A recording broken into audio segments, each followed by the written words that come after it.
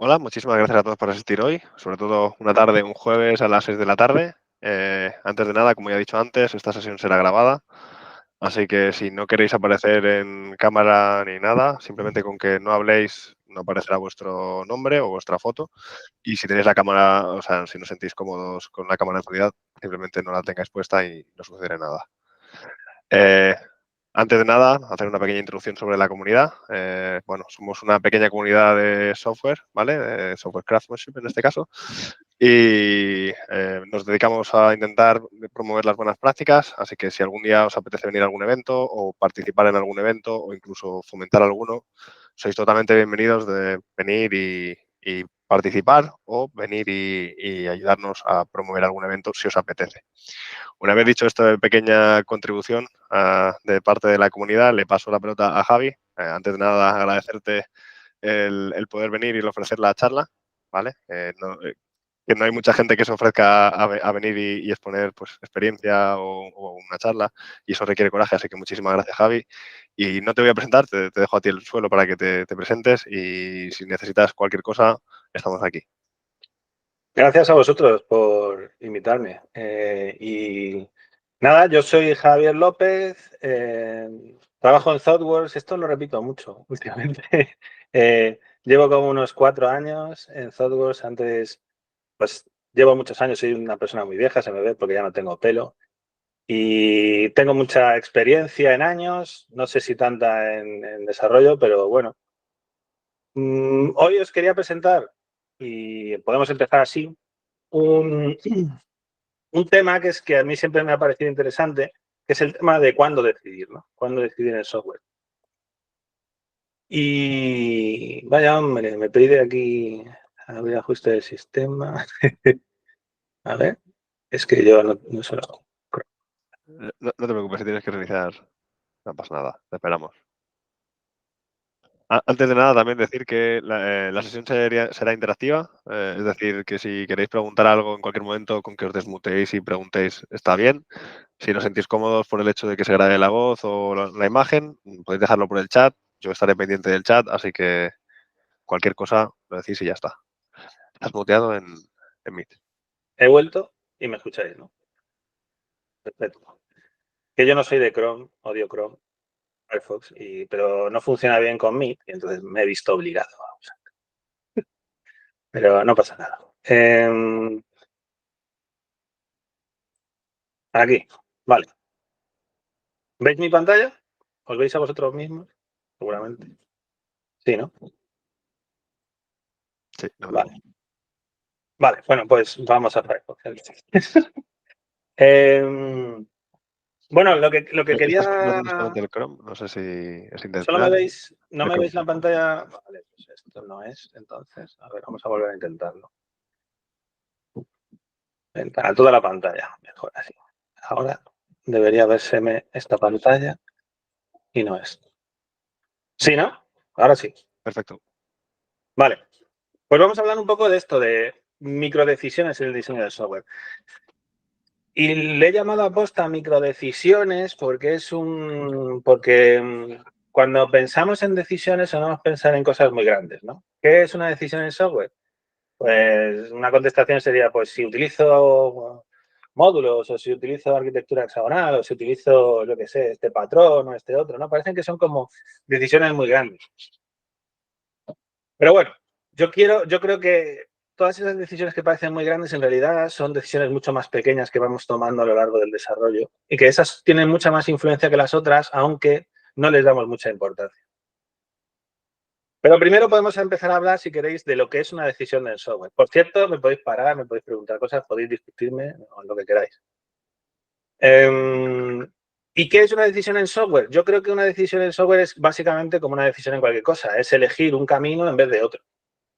Y eso lo puedes tomas decisiones de eso en arquitectura, en diseño, cuando haces código. Incluso, bueno, lo he dividido un poco así para que se entienda, pero estas distinciones son meramente cosméticas, porque ¿qué diferencia el código del diseño? ¿Existe arquitectura sin código? ¿O el diseño no es arquitectura? Todas esas cosas son... O sea que esos espacios que la gente parece que tiene muy claro, en realidad son mucho más se interseccionan mucho y tienen muchas diferencias entre ellos, ¿no? Incluso si tú buscas definiciones de arquitectura, son como súper abstractas. ¿Qué es la arquitectura en software? Pues la gente te dirá, las cosas difíciles de cambiar o las cosas importantes. Eso puede ser cualquier cosa, ¿no? ¿Un for es importante? Pues a lo mejor sí. O un while, no sé, depende. Si haces un bucle infinito, seguro que es importantísimo. La que has liado. Bueno, pues entonces, esas cosas, esos cambios, esos caminos que tú tomas y que abandonas por otro lado, y ese proceso de decisión es de lo que vamos a hablar un poco hoy. Bueno, si hablamos de decisiones, uno de los puntos más importantes es cuándo se toman decisiones, ¿no? ¿Cuándo tomamos una decisión en software? Pues lo normal, lo que piensa la mayor parte del mundo es que hay que tomar la decisión antes de que el problema aparezca. No, pero eso tiene un riesgo. ¿Qué pasa? Porque si es antes, primero, ¿cuánto antes? Y segundo, ¿cómo de seguro estoy de que el problema va a aparecer? Porque si no aparece, estoy tomando una decisión en base a algo que no va a ocurrir. Eso, si lo pensamos desde otro punto de vista, estamos generando un coste. Estamos pagando un precio por algo que no va a pasar. Mientras no pase, estoy pagando por ese precio, ¿no? Estoy pagando un sobrecoste, porque podría haber tomado otra decisión, tal vez más barata o más simple, llamemos barato a lo que vosotros consideréis, pero no lo he hecho porque creo que va a suceder algo. Entonces, esto es una de las cosas que yo considero que más alimenta la sobreingeniería. El resolver problemas que no tienes o que crees que vas a tener, pero todavía no has tenido. Otra opción es que en vez de hacer esto cuando el problema, antes de que el problema aparezca, esperar a que el problema aparezca. Y aquí tienes otros problemas relacionados, ¿no? Uno es si conoces o no conoces la solución, porque a veces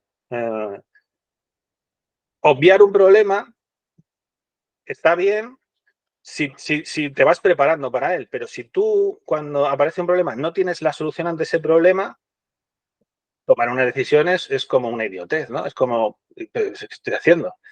¿No?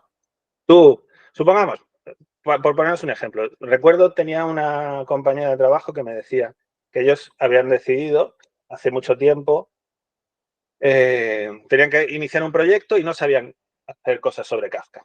Pero sabían que la empresa quería que se trabajara en Kafka. Entonces ellos tomaron la decisión de, como no sabían, pues no utilizar Kafka inicialmente, tener una solución al problema sin usar Kafka. Y ella me decía, nos equivocamos. Y yo le decía, yo creo que no, yo creo que nos equivocasteis. Ella pensaba que se había equivocado porque al pasar un tiempo, unos meses, le pidieron que le dijeron, y porque esto no tiene Kafka, tenéis que ponerlo con Kafka. Y ahí es donde ese hecho provocó que pensaran que se habían equivocado desde el principio por haber tenido una solución.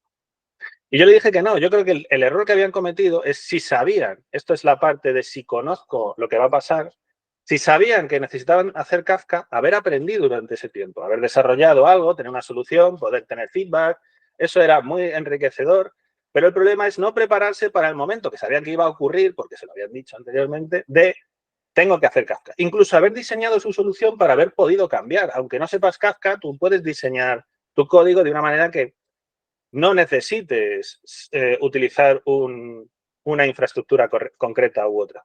Ese fue su error, desde mi punto de vista, no prepararse para el cambio, que es uno de los puntos que yo creo que es más interesante.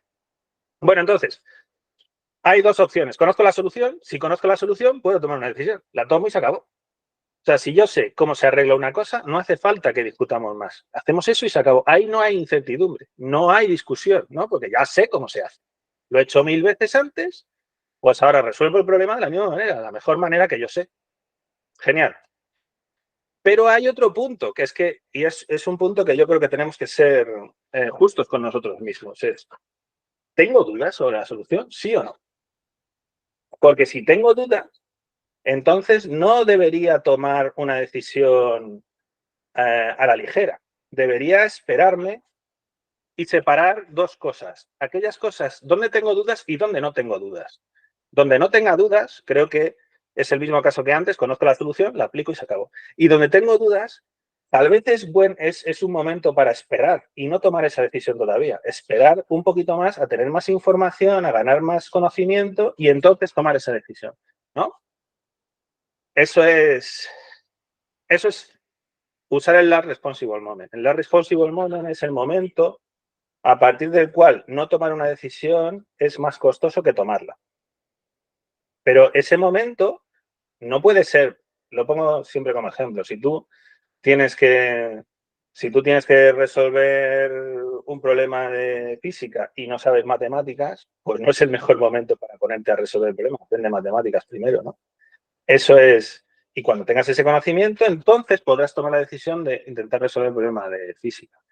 O sea, que tienes que, pero para eso tienes que ser justo contigo mismo. Tienes que aceptar que no lo sabes, que no sabes de esa parte cómo va a ser. Y diferir esa decisión al futuro. Vale, ok. O sea que tenemos estos dos escenarios. Conozco el problema, no conozco el problema. ¿Cuándo tomo la decisión? Si antes de que aparezca el problema, mucho antes, o un poquito antes, o después de que aparezca el problema. Depende del riesgo también, ¿no? Si el problema aparece y no te causa grandes dificultades, pues puedes esperar. No tienes por qué tomarla antes siempre. Bueno, y eso es, ¿qué quiero decir con microdecisiones? Pues muchas de esas decisiones que tomamos sin pensar en las consecuencias. Esto depende de muchos factores. No suelen ser decisiones triviales.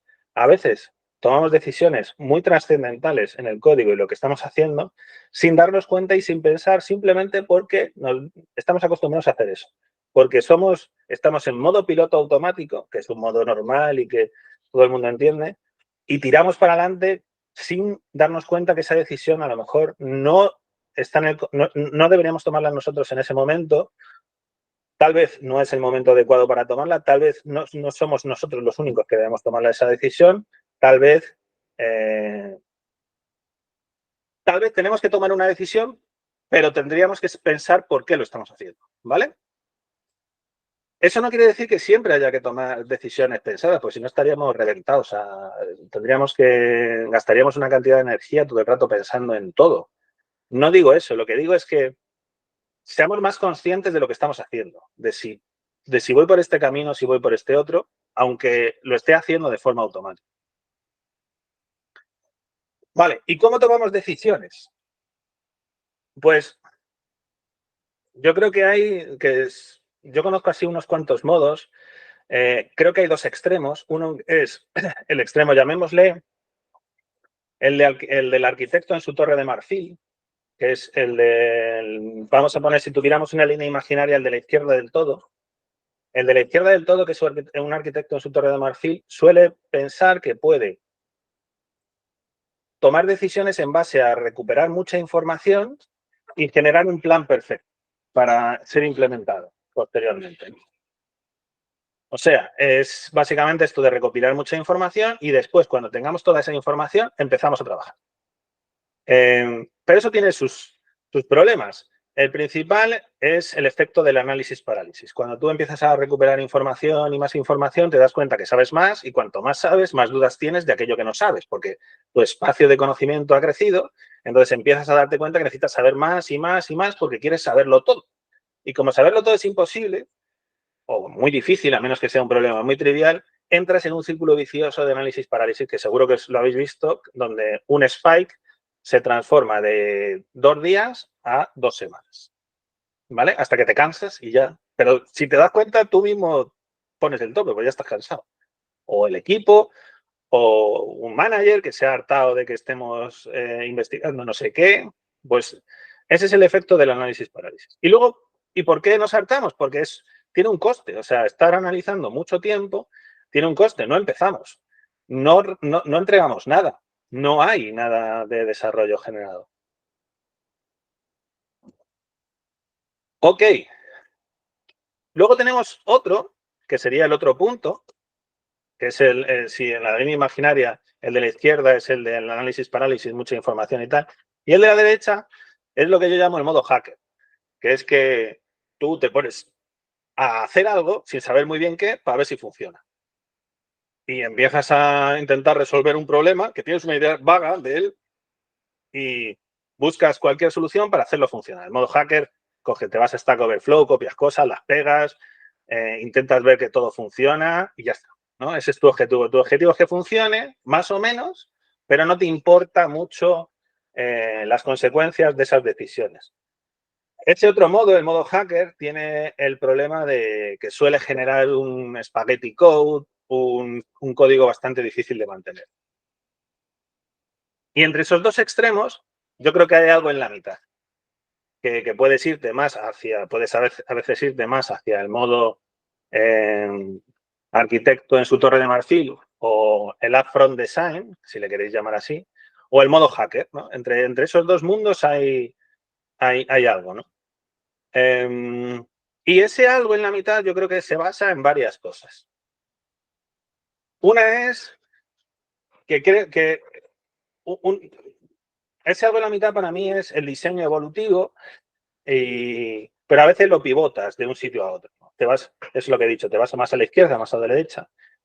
Y yo tengo como una serie de reglas que creo que son interesantes para tomar esas decisiones, ¿no? Cuando quiero estar en la mitad, en la izquierda del todo, puedes estar si no entras en el modo análisis-parálisis por eso, porque no hay mucha incertidumbre, lo has resuelto, ya lo sabes.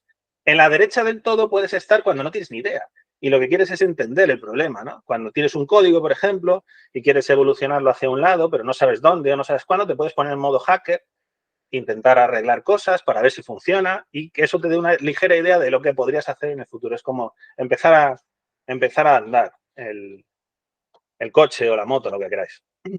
Pero si quieres ponerte a trabajar en algo y poder evolucionarlo, yo creo que tienes que pasar al modo más de evolución, que es este que os digo, que es estar en el medio.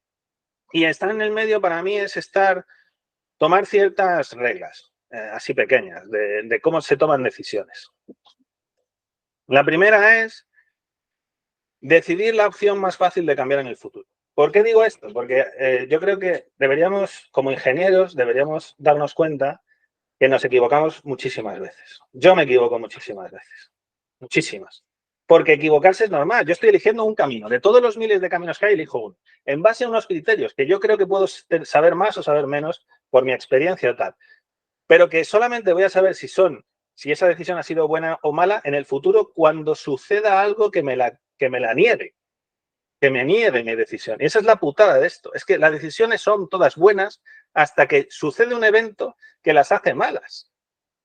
Como eso es una cosa que tú no puedes controlar y nadie puede controlar, yo siempre digo que la opción más fácil es elige la opción más fácil de cambiar en el futuro. Sé coherente con eso y busca una decisión que sea fácil de cambiar. Intenta darle a tu código una propiedad que es la de que pueda cambiar, que sea fácil de cambiar. Intenta ir por ese lado más que por el lado de intentar buscar la mejor solución. Porque eso, lamentablemente, es realmente difícil que lo puedas hacer. Entonces, decide la opción más fácil de cambiar en el futuro. Todo esto si estás en el modo en la mitad, que tienes esa duda, que no sabes todavía bien, pero que sí que sabes algunas cosas y otras no. Sobre las cosas que sabes, toma la decisión que tú sabes que es la mejor y ya está, porque ya lo sabes. Sobre las que no sabes, intenta utilizar esto. Decide la opción más fácil de cambiar en el futuro. Y difiere aquellas cosas que tienes mucha incertidumbre. Aquellas cosas que tienes mucha incertidumbre, déjalas y no tomes decisión todavía, déjalas para el futuro. Si puedes, claro. Todo esto lo que implica es que permitir que tu código, tu arquitectura y tu diseño puedan cambiar. Que esto parece una cosa que es a veces en código no parece tan locura, pero cuando hablamos de arquitectura la gente se vuelve un poco loca. Pero en realidad es que eso es el principio del software. El software existe porque es fácil de cambiar. Porque si no, ¿para qué hacemos software? Podrías hacer un zapato que es lo mismo. O sea, una estructura física es difícil de cambiar. Si mi software termina siendo como una estructura física, ha perdido todas sus propiedades interesantes. Entonces, el software no puede ser difícil de cambiar, tiene que ser lo contrario, fácil de cambiar. Y lo tiene que ser por estas cosas, porque el futuro es incierto, nadie lo conoce. Si lo conociéramos, seríamos la hostia. Yo sería rico. Vale. Y claro, aquí es lo mismo. La mayor parte de las veces queremos acertar en nuestras decisiones, ¿no? Y quería poner algo para que se viera que es que acertar en una decisión, además de lo que he dicho, de que el futuro no lo conoce nadie, es que tiene una cantidad de variables que es brutal. Porque la mayor parte de las veces no tomamos la mejor decisión posible. Tomamos la mejor decisión posible en el contexto en el que estamos. Que esa es otro de los grandes problemas de esto. ¿Por qué? Pues como un ejemplo muy fácil, lo comentábamos antes. Porque tú dependes de tus clientes, de tu competencia, del tiempo que tienes, del conocimiento que tienes. De la ley de Conway, por ejemplo, si tienes unos equipos montados muy estructurados, pues vas a tener una arquitectura fija y cambiar eso va a ser difícil mientras no cambien los equipos. Si tú no tienes esa posibilidad, pues es que no la tienes. La complicación accidental, la accidental complication, ¿no? La idea de que somos muy malos haciendo nuestro trabajo y que generamos un montón de burocracia, de cosas alrededor del problema en sí, que no son la solución, que no son el problema en sí normalmente. Todo eso nos complica la vida para cambiar cosas, ¿no? Para evolucionar en el código. Digo esto porque todo eso se refleja en el código. O sea, es muy difícil que tú, una organización, cuando eres una única persona, el código es tuyo, tú lo puedes cambiar, está muy bien. Pero cuando tienes un equipo o cuando tienes múltiples equipos, toda la arquitectura que tienes está asociada a esos equipos. Y la organización que tienen esos equipos. Cambiar la arquitectura supone cambiar los equipos. Cambiar los equipos supone cambiar la arquitectura. Nadie quiere cambiar los equipos. Te vas a ver con muchas dificultades para conseguir que se cambien cosas. Porque hay mucho acoplamiento. Esto es lo mismo, pero es lo mismo que sucede en el código, está sucediendo en la empresa, en la compañía, en esa cultura de empresa. The past of your software, eso, o sea, el pasado de tu software, el histórico que tienes. Si tú estás haciendo, si en todos tus repositorios para recuperar los precios tienes que llamar a un repo, tienes que llamar a un microservicio, pues si tú quieres hacer algo, tendrás que llamar a ese micro seguramente. O tienes una fuerza muy grande que te empuja a llamar a ese micro, aunque no sea la mejor decisión posible que tú tendrías que tomar. Por tanto, y el dinero, la gente, cómo de fácil es desplegar versiones a tus usuarios. Todo eso tiene que ver con las decisiones que tomamos. Entonces, todo eso y más cosas, estos son solo cosas que me han ocurrido, te reducen las posibilidades de encontrar la mejor solución a un contexto en el que tú estás, ¿no? Vale, pues entonces, yo creo que una de las cosas que tendríamos que tener en mente es que no se puede encontrar la mejor solución. Yo creo que eso es lo que deberíamos aceptar, que no se puede. Y como no se puede tomar la mejor decisión, no la intentemos tomar. No intentemos buscar la mejor solución siempre a todo. No tiene mucho valor y realmente no nos ayuda a iterar, a mejorar las cosas. Entonces, si yo os digo, claro, parece que os estoy diciendo que el futuro, como no conozco el futuro, no puedo tomar ninguna decisión porque todas van a ser malas. No os estoy diciendo solamente eso, os estoy diciendo que no es tan importante la decisión que tú has tomado, sino como las consecuencias de esa decisión en el futuro. Y eso sí que podemos tener un poco más de idea de qué va a pasar. A mí me gusta poner como ejemplo el Minesweeper, que es el juego este del Buscaminas. En el Buscaminas, tú cuando empiezas a jugar y empieza el tablero a ponerse, claro, ahí yo os digo, bueno, el tablero está vacío. ¿A qué botón doy? Dais a uno al azar, ¿no? O yo juego así, no sé, a lo mejor hay un criterio mejor, pero creo que no existe. Dais a uno al azar. ¿Y por qué? Porque no tienes ninguna información, ¿no? La incertidumbre es brutal. Tú no sabes lo que va a pasar. Puede que el botón tenga una bomba. ¿Y por qué le das a uno al azar? Porque tienes que empezar el juego. Hay que empezar el juego. ¿Le puedes dar una bomba? Sí, pero tú sabes que hay menos bombas que posiciones en los botones, ¿no? Entonces, la probabilidad de que tú empieces el juego dando una bomba es pequeña. ¿Puede existir? Hombre, claro, si tú juegas 100 partidas, algunas caes, seguro. Pero te tienes que arriesgar, ¿no? Es como todos los días hay que salir a la calle y todos los días te puede atropellar una moto, pero normalmente no te atropellan las motos. Entonces tú tomas una decisión, una aleatoria, es aleatoria, no tiene otra razón de ser. O si quieres verlo así, si queremos verlo así, puede ser porque a mí me guste pinchar en el centro o me guste pinchar a la derecha arriba al borde, pero no tiene mucha explicación, ¿vale? No es una decisión basada en ningún conocimiento, es aleatoria completamente.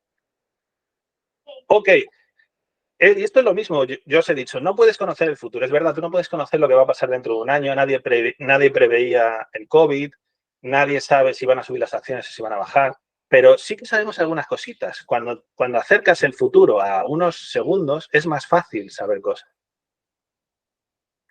En concreto, el buscaminas de Microsoft es imposible fallar en el primer clic.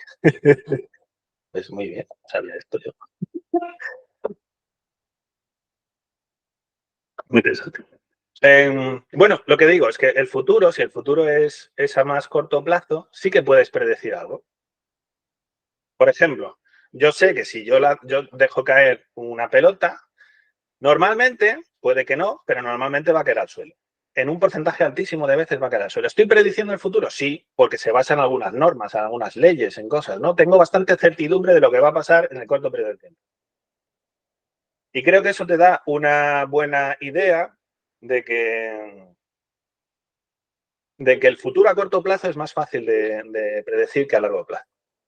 Pues usemos eso. A corto plazo es más fácil de tomar decisiones y de ver y que acertar que a largo plazo, ¿no? De predecir cosas. Eso es así. Bueno, pues eso por una parte. Por otra parte, cuando tú no tienes ninguna información y tienes que empezar el juego, tienes que empezar el juego. Toma la decisión que tú quieras y empieza. Empieza.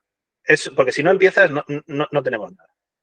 Y luego, a partir de ese momento, ya sí que tienes información y puedes ir, el juego empieza a cambiar, ¿no? Cuando tú le das a un botón, se te abren partes y empiezas a mirar dónde es la probabilidad mayor que tú tienes para darle y que no haya una bomba. Ese es el juego. Ahí tú estás tomando una decisión. La decisión que estás tomando está basada en la información que tienes. Con la información que tienes, tomas la decisión que más probabilidades tiene de acertar. Fijaros en esto, pero no estás tomando la mejor decisión. Tampoco te vuelves loco. O sea, a lo mejor yo que soy un mal jugador, pero no estoy 2 horas ahí mirando a ver si, ¿no? Digo, más o menos cojo esta y le doy ahí. Y así sigo jugando, ¿no? Vale. Pero claro, para mí, las decisiones es lo que hablábamos antes. Lo importante de las decisiones, más que acertar o no, son sus consecuencias. Y por eso decía yo lo de microdecisiones. Si tomas riesgos pequeños, las consecuencias serán pequeñas.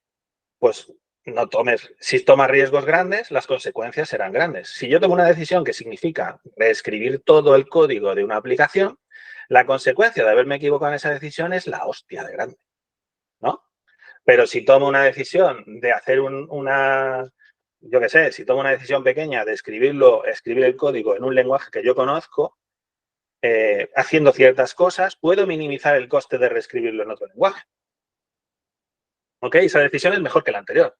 Es una forma de comparar decisiones para mí. ¿Cuál es el coste de haberme equivocado en esa decisión que he tomado? Tengo dos posibilidades, esta o esta. ¿Cuánto tiene? ¿Cuál es el coste de tomar esta versus cuál es el coste de tomar esta? Que es lo mismo que os decía antes de tomar la decisión que sea más fácil de cambiar en el futuro, que tenga menos consecuencias. Bueno.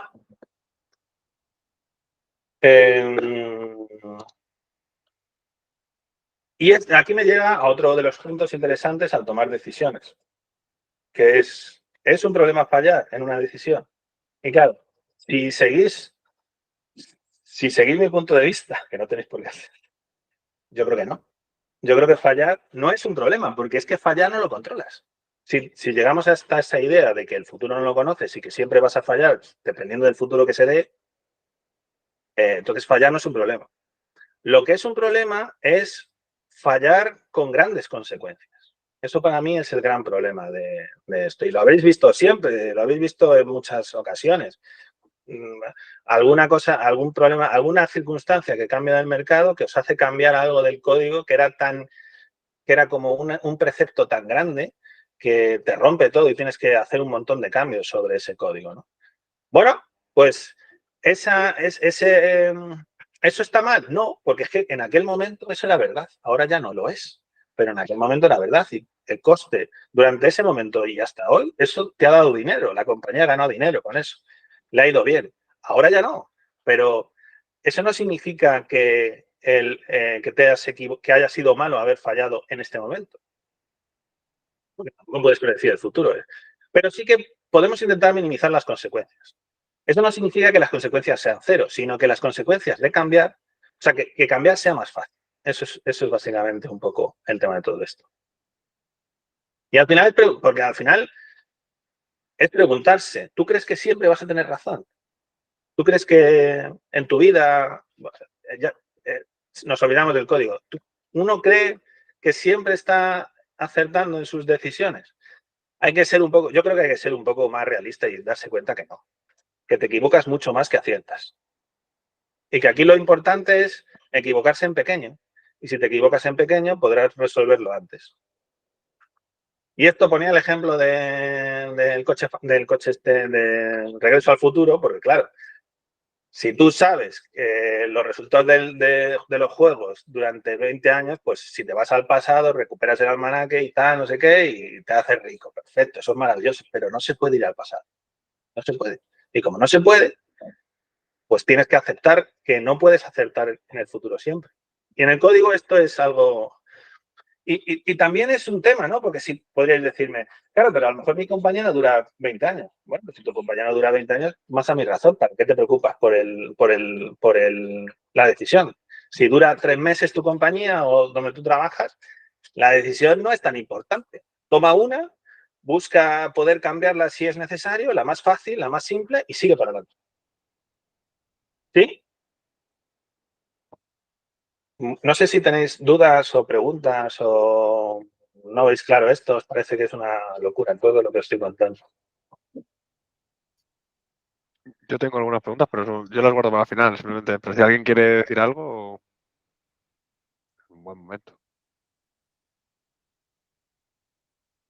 Ahora vamos a cambiar y voy a intentar enseñar esto un poco en código. ¿Qué significa eso, estas decisiones? Así que si queréis si quieres hablar de estas preguntas ahora o si lo quieres dejar para Sí, luego, también vale. no, sí, me parece un buen momento entonces, si vas a cambiar de tema. La típica pregunta que suele una persona recibir cuando recibe este tipo de charlas suele ser algo así como ¿cómo ayudarías a un equipo a darse cuenta si está en esa carrera de la rata de no darse cuenta de estas microdecisiones? ¿Cómo podrías ayudarles con pequeñas decisiones reales, ¿no? De que ellos pueden hacer esto también? Pues esto es una de las cosas que son realmente difíciles, ¿no? Porque los equipos que suelen tomar grandes decisiones o que suelen hace mucho Big Bangs o hace muchos cambios, suelen tener mucha estructura asociada a esos cambios y es realmente difícil cambiar puntos de vista. Pero yo lo que he intentado muchas veces es, lo que sí que la gente ve bastante fácil es que yo puedo empezar a trabajar en cosas antes de que se definan, porque puedo trabajar en aquellos aspectos que están ya definidos. Pongo un ejemplo. Si tú tienes una historia de usuario, mucha gente cree que las historias de usuarios tienen que tener pues el diseño asociado, ¿no? Esto es como una guerra que yo tengo brutal con todo el mundo, que una historia de usuario tiene que tener el diseño de la interfaz gráfica y que si no lo tiene, el DOR, que lo odia a muerte, el Definition of Ready, no está listo y que por tanto no podemos empezar la historia. Eso es la análisis parálisis, ¿no? Hasta que no hemos decidido cómo va a funcionar y que una persona muy inteligente ha definido todo el camino del usuario, no podemos empezar a desarrollar. Pero hombre, si yo sé que la funcionalidad es que vamos a mandar un mail al usuario cuando ocurra un cierto evento, yo puedo empezar con todo eso, sí, con una interfaz gráfica mínima, ¿no? Y les puedo enseñar, oye, mira, ha pasado esto. Y les puedo decir, delega la decisión. Como tú todavía no has empezado a hacer el diseño, no te preocupes, que la gente suele hacer el diseño en 2 días, lo que pasa es que certificar, o sea, que la gente lo apruebe, lo firme y todas estas cosas que pasan en las empresas tardan 2 semanas. Bueno, pues en el mientras tanto nosotros vamos haciendo cosas y luego ya, cuando no te preocupes que tu diseño vamos a implementarlo como tú quieras. ¿Qué pasa? Que la gente suele preocuparse mucho por el tiempo del programador, ¿no? Dice, joder, pero es que vas a retrabajar. Y digo, no te preocupes, que no. Y cuando lo consigues hacer una vez y se dan cuenta que han tardado de lo que tardaban antes 2 meses, han tardado las 2 semanas para que les hayan firmado el diseño y luego una semana más para adaptar lo que nosotros hicimos, pues se dan cuenta que han ganado un montón de tiempo, ¿no? Y eso no es una microdecisión, no estamos en ese nivel, pero hemos bajado el tamaño de la decisión a un tamaño menor y hemos diferido decisiones al futuro. En el tiempo de terminar cosas, el lead time, al final, es clarísimo esto. Si tú haces cosas mucho más pequeñas, terminas antes. Yo creo que demostrarlo es conseguir que te dejen hacerlo una vez, probar que es mucho más rápido y entonces ganas confianza y tienes más tracción y puedes seguir y hacer challenges de decisiones más grandes y un poco es ese el tema. Muchas gracias, Javi. Vale, pues si no tenemos más preguntas, si queréis, vamos a jugar un poco con un repo. No voy a hacer cosas de front, no os preocupéis.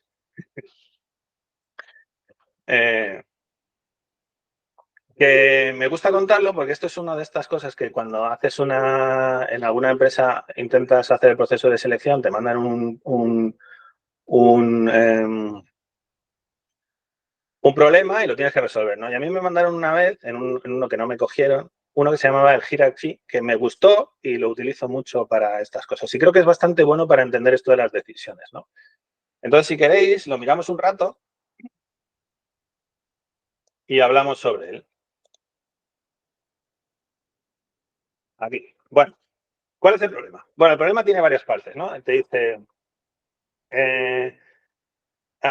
help HR manager Fátima get a grasp of the ever-changing company hierarchy. Bueno, básicamente lo que quieren es que tienes un equipo de recursos humanos y tienes a Fátima que le ha pedido a su jefe que es el CEO, Chris, que tiene un lío con la compañía y le quiere pasar un JSON explicándole quién es el empleado y su supervisor. Empleado, supervisor, empleado, supervisor, ¿vale? Y le tiene que generar un software que ella cree, una estructura jerárquica de cuál es la estructura de la empresa, ¿no? Pues si aquí tenemos Peter, Nick, Bárbara, Nick, Sophie y Sophie, Jonas. Jonas es el supervisor de todos, luego viene Sophie, luego viene Nick, que es el supervisor de Pete, y Bárbara, que no tiene gente a su cargo, ¿vale? Eso es como el problema en sí. Y luego nos dice que a veces Chris le manda estructuras que no tienen sentido y que se lo detecte, ¿vale? Que tiene que detectarle cuando haya ciclos y cuando haya múltiples supervisores. Y también quiere que se guarde esto en una base de datos y que le ponga seguridad al API porque no quiere que otras compañías utilicen este software que es maravilloso para crear estructuras de empresas. ¿Sí? Vale. Y aquí podemos volver un poco a lo que hablábamos antes de las decisiones. ¿Ok? ¿Cómo empezamos esto? ¿Por dónde empezamos? ¿No? Esto sería como una de las bueno, la primera decisión de todas. Primera decisión, ¿no? Tenemos que hacer esto. ¿Cuál sería una de las primeras decisiones que habría que tomar? ¿En qué lenguaje lo hago? Vale, ¿en qué lenguaje lo hago? Muy bien, esa es una buena decisión. O sea, vamos a hacer algo de código, pero que aquí esto es discutir por discutir con código. ¿Cuál es la primera? ¿Cuál lenguaje utilizo? ¿Qué utilizaríais vosotros para hacer esto? Pues cada uno supongo que utilizaría el lenguaje que más cómodo le siente para hacer tal. Podríamos volvernos locos y ser el arquitecto maravilloso, ¿no? El arquitecto que quiere toda la información y tal, y podríamos decir, vamos a fijarnos en detalles y vamos a tomar decisiones a partir de esos detalles. Esto parece que es manipular JSON. Pues ya está, cojo un lenguaje donde el JSON sea un objeto y pueda manipularlo muy fácilmente. Podríamos hacerlo en ensamblador, correcto. Va a ser duro, ¿eh?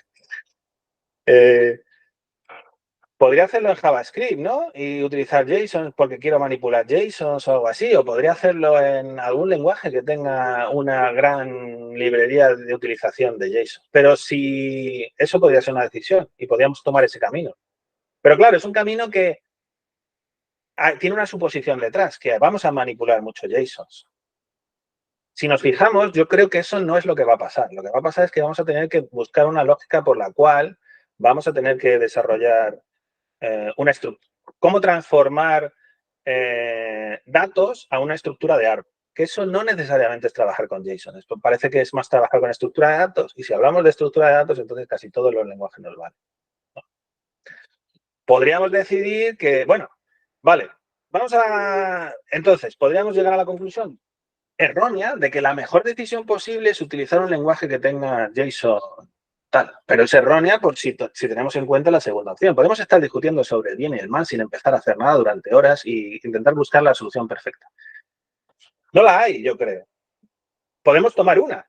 ¿En base a qué? A lo que yo sé, por ejemplo. A lo que yo sé. Yo sé, a mí, ¿cuál es el lenguaje con el que más a gusto estoy? Java. Pues yo lo haría en Java, por ejemplo. ¿Ok? Otro lo puede hacer en el lenguaje que quiera, no sé qué. Vale. Pero vamos a irnos al punto ese. Esta es la decisión más fácil para mí, ¿no? Es como la más simple. La más simple para mí es utilizar Java.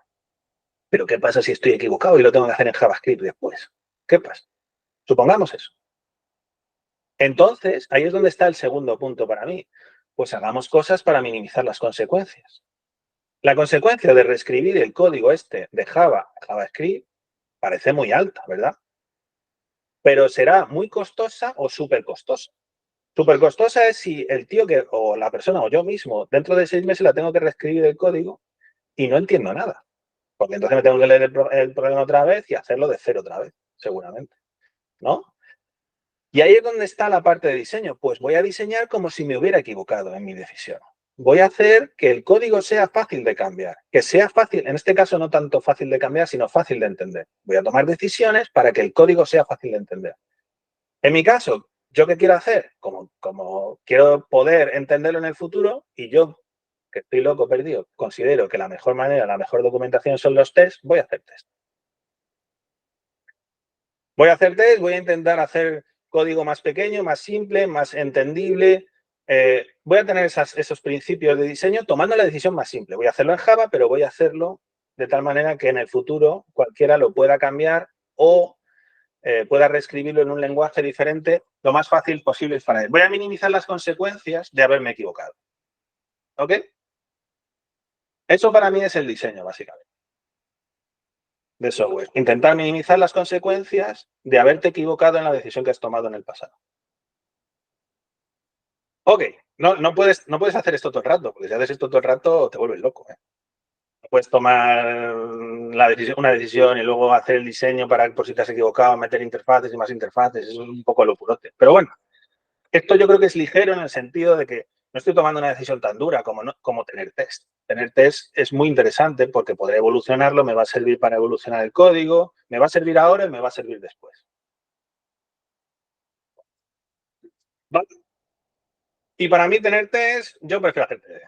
Y como para mí es fácil, pues yo lo hago. Y ya está. Genial.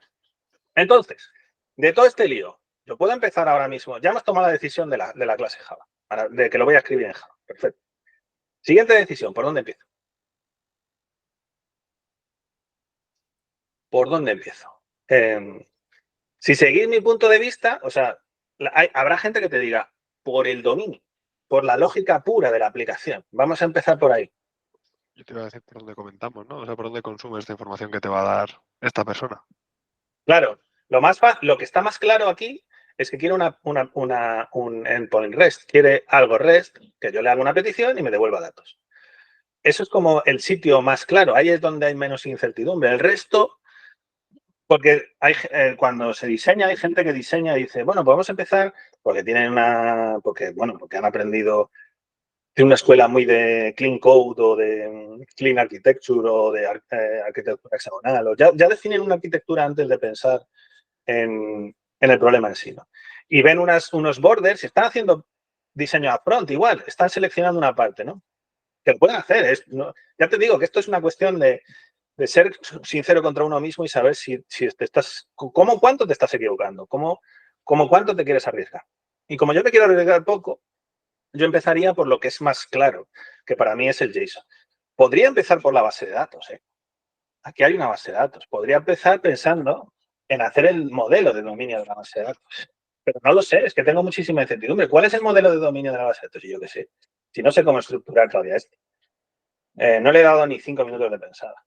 Pero a ver, yo hacer un JSON, hacer un controlador que le mande una petición y que me devuelva un JSON, eso sí sé hacerlo y es fácil. Puedo empezar por ahí, que es el camino más simple, ¿no? El de menos ¿cómo se dice? Menos restricción o menos, bueno, el más fácil. Ya está. Pues empecemos por ahí. Entonces, si yo quiero empezar por la parte del controlador, pues puedo empezar por un test de integración, ¿no? Puedo empezar por un test de integración simple que le mande una petición post al Hierarchy. Me voy a inventar nombres, ¿no? Voy a crear un recurso hierarchy al cual le voy a mandar un objeto vacío, un JSON vacío. ¿Por qué? Porque creo que es el caso más simple. ¿Cuál es el caso más simple? ¿Por cuál empezaríais? Otra decisión a tomar, otra microdecisión. ¿Por dónde empezamos? Para mí, el caso más simple es que le envíe una estructura vacía. Es una empresa que se ha arruinado y se ha quedado sin trabajadores. Eso es el caso más simple para mí. Pues empecemos por ahí, empty hierarchy. Le mando un JSON sin supervisores y empleados y me tiene que devolver una hierarchy vacía, que se viene. Paso esto y me devuelve esto, con un 200, ¿no? Me devuelve porque estamos en HTTP, me devuelve un 200 con un JSON vacío. Vale, pues si yo empezáramos, como hemos hecho TDD, si yo lanzo esto, esto tiene que fallar, porque he creado aquí un controlador, pero me está devolviendo un nulo como un castillo y esto debería fallar. Veamos si es verdad.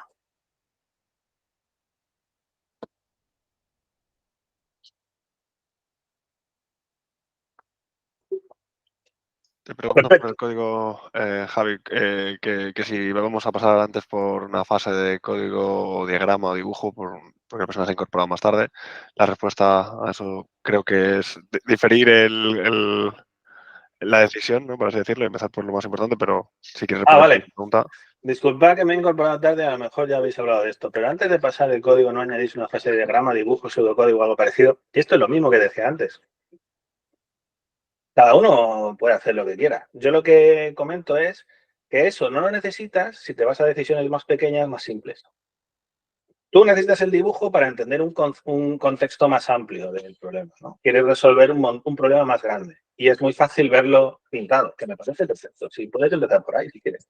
Solamente que eso tiende a generar decisiones mucho más grandes.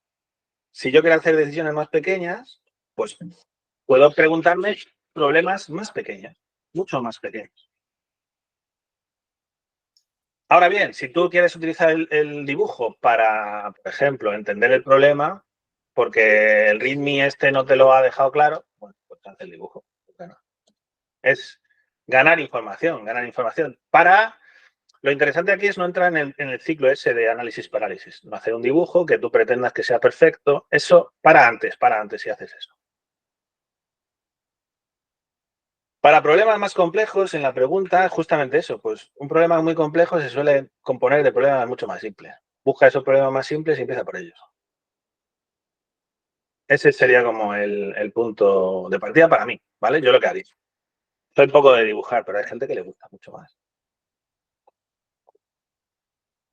No sé, pensadlo. Cualquier problema complejo empieza normalmente por uno mucho más simple. Lo puedes dividir en mucho el happy path, el caso más simple que se te ocurra que funcione, eso. Eso es el primer problema a resolver. Y luego busca el siguiente, y luego busca el siguiente, y así.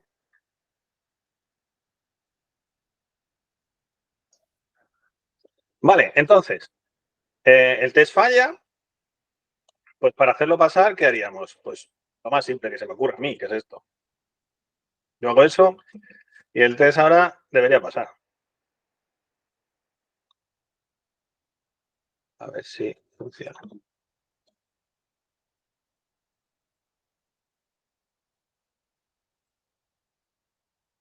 Vale, perfecto. Entonces, es lo mismo. Tomemos una decisión pequeña otra vez. Esto te ayuda mucho para esto.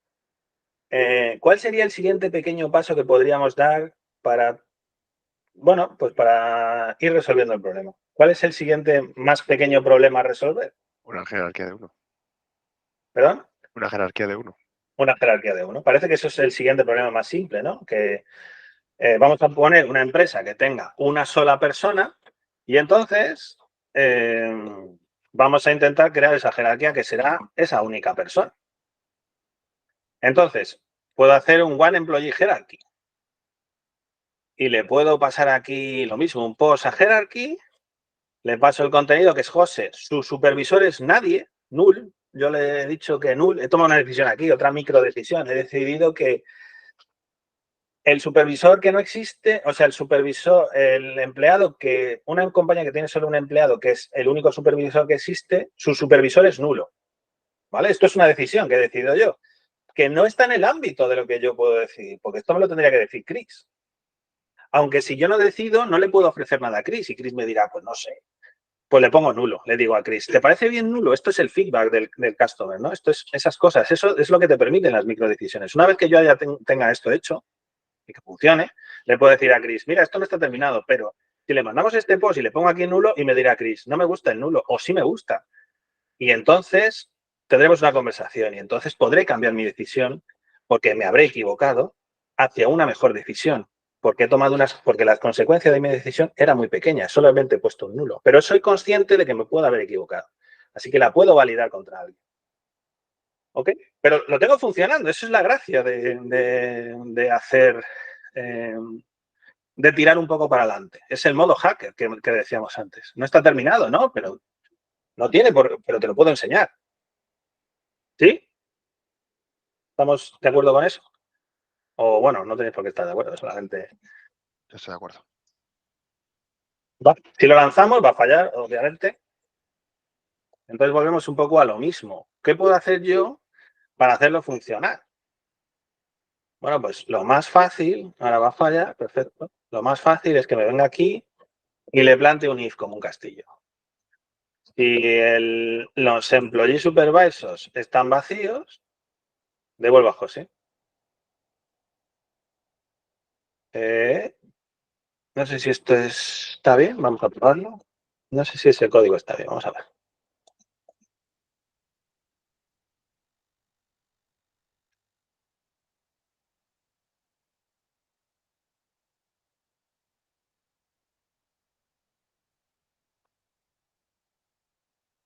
Vale. Bueno, muy bien. Ahora bien, fijaros, aquí hay una cosa interesante, te puedes dar cuenta antes o dar cuenta después. Pero,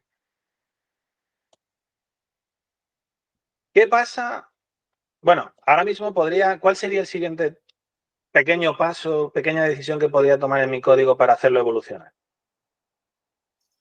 Pues puedes tomar la decisión de continuar con otro similar a este para forzarte a quitar el hardcode que has hecho anteriormente, o podrías ir por otro sitio, depende de lo que quieras hacer. Si quieres hacer un pasito más pequeño, un baby step, o lo que quieres hacer, bueno, o quieres hacer una asunción de cómo va a ser la implementación. Correcto. Entonces, vamos a ir por el lado vamos a buscar yo iría por el lado, pero esto es una decisión porque hay dos caminos aquí. Podría seguir poniendo Pedro, José, Juan, Luis y tal. Y entonces tendría que hacer algo en el controlador, evolucionar esto para quitar ese José hardcodeado de ahí, que es una movida. Pero, claro, estoy resolviendo solamente los que tienen a uno, ¿no? Y bueno, tendría que liarla ahí un poquillo para intentar resolverlo. O también puedo empezar a intentar hacer la estructura del Hirachi, ¿no? Una estructura más compleja, donde no solamente tengas un empleado, sino que tengas dos con un supervisor. Eso sería otro camino. Que no sé cuál de los dos en realidad es más simple. Pues elijo uno. Yo, que estoy, como ya lo elegí, pues elijo uno. Y elijo el del camino este del One Employee with One Supervisor. José y Antonio. Entonces me tiene que dar Antonio y José y el otro vacío, ¿no? Entonces, si lo lanzo, este va a fallar, lógicamente. Y ahora lo intentamos arreglar. Y lo voy a arreglar también de la forma más simple posible, no me voy a preocupar mucho. La forma más, porque estamos muy temprano en el tema, no quiero tampoco dedicarle aquí mucho rato a pensar en algo si no sé si ese algo va a funcionar bien. Entonces puedo cambiar esto y ponerme así. Si el employee es Antonio, pues devuelvo a Antonio y luego a José. Si lanzo todos los test, veis que solamente estoy metiendo if, no estoy haciendo mucho más. Si le doy una ejecución de esto, pues ahora me va a pasar, bueno, o no, porque la he liado aquí, he cometido otro error, ¿verdad? Aquí esto es hierarchy, que siempre lo pongo mal. Vamos a ejecutarlo otra vez y a ver si ahora va.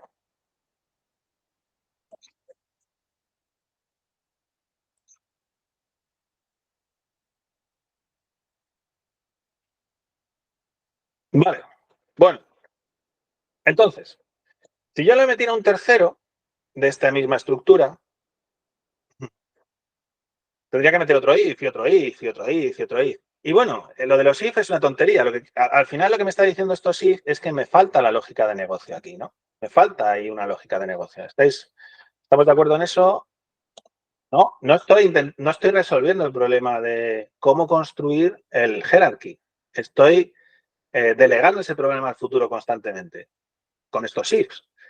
Porque el controlador me preocupa más sobre el tema de, me estoy preocupando más sobre el JSON, la entrada, que puedo mandarle y que recupero un mapa, que le devuelvo un string que es un JSON y que es el mismo JSON que yo espero, ¿no? Aquí hay dos conceptos. Uno que es cómo trabajo en HTTP con REST y otro que es cómo resuelvo el problema. ¿Sí? Sí. ¿No? Hay dos cosas aquí. Si hiciera otro test para añadirle otra capa más, tendría que meter otro if, si delego esa decisión al futuro. Y así, ¿no? Entonces, no me importa tanto el if en sí. Me importa más que veáis que hay una lógica aquí que se está haciendo, que está creciendo, que es independiente a lo que debería hacer un controlador. ¿Qué hace un controlador? Si nos vamos al patrón de diseño de un controlador, ¿qué es un controlador? Es un mero intermediario entre un mundo y otro mundo. Eso es un feedback para mí. Estoy en mis tests, si lo queremos ver así, estoy mezclando dos mundos. Estoy mezclando el mundo del HTTP para ser capaz de recuperar información correcta y el mundo de evolucionar el código de la funcionalidad que tengo que hacer. ¿Sí? Eso significa que tengo una explosión de test. Si yo lo quisiera hacer solo con estos test de integración, tendría que multiplicar a mí estoy haciendo Happy Path, solamente me estoy preocupando de los 200, pero ¿qué pasa si hay un error? ¿Qué pasa en los casos anteriores de las rutas, de que haya ciclos o que haya múltiples supervisors al principio? Eso me tendría que dar códigos de error, 400 o 500, ¿no? Entonces, esos los voy a tener que mezclar con el código para evolucionarlo. Voy a generar una explosión de test. Tengo un test integrado. Ese feedback me acerca al last responsible moment. ¿Cuándo es el momento en el cual tengo que evolucionar mi diseño para decidir separar dos conceptos? El controlador de de la parte que se va a encargar de hacer la lógica para recuperarme la hierarchy. Pues no sé si es ahora, pero estamos cerca de ese momento. Porque estoy viendo el problema. Estoy viendo que tengo una explosión de texto. Entonces, si lo veo, ¿cómo puedo hacer para seguir iterando sobre el controlador, sobre mi test de integración, sin tener que preocuparme de la lógica de negocio? ¿Cómo podría hacer eso? ¿Qué herramientas tengo para hacer eso? Si tomo esa decisión ahora.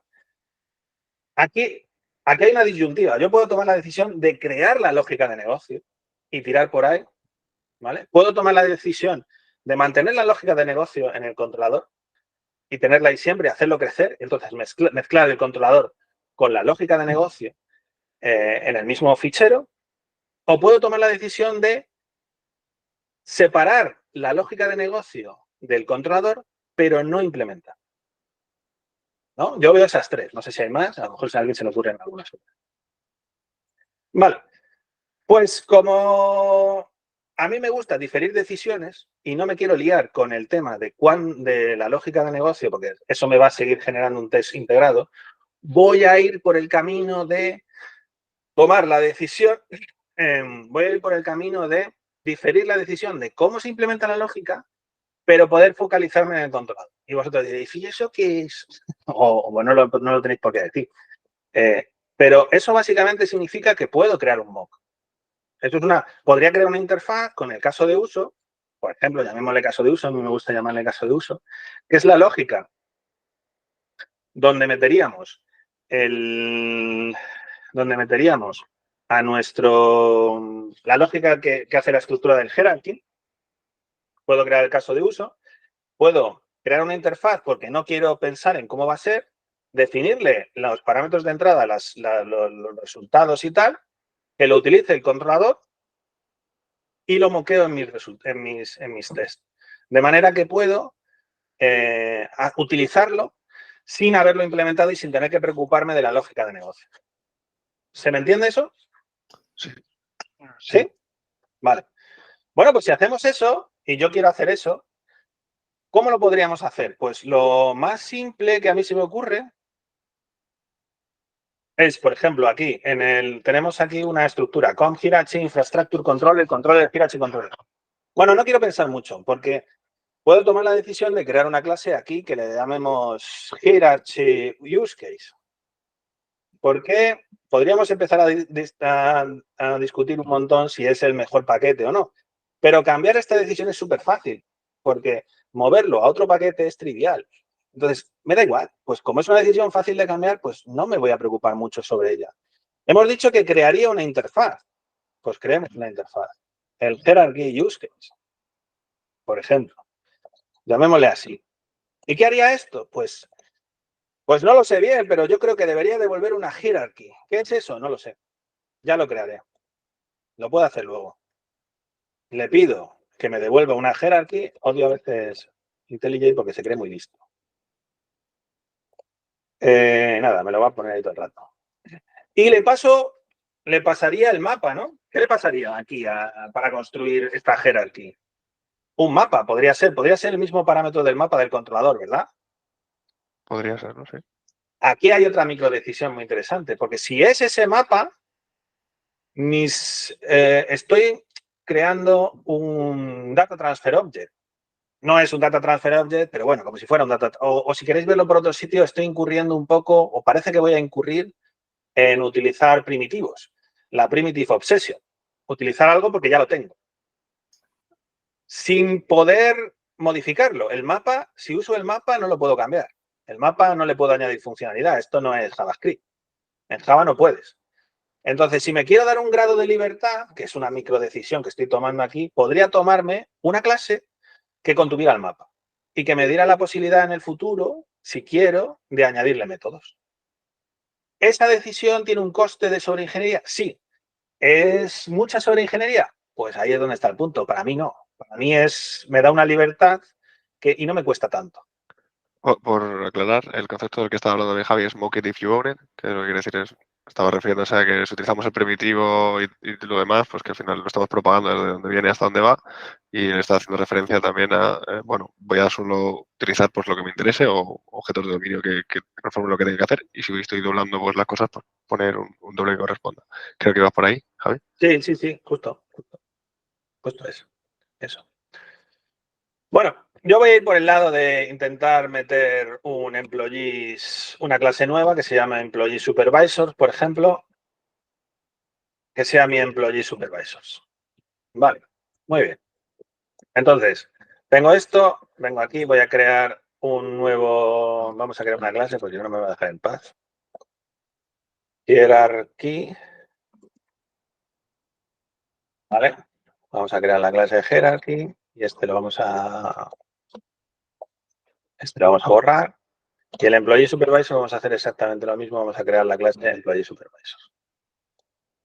Vale, para darnos un poco de libertad, lo que vamos a hacer es que el Employee Supervisor tenga dentro este Employee Supervisors como atributo, ¿vale?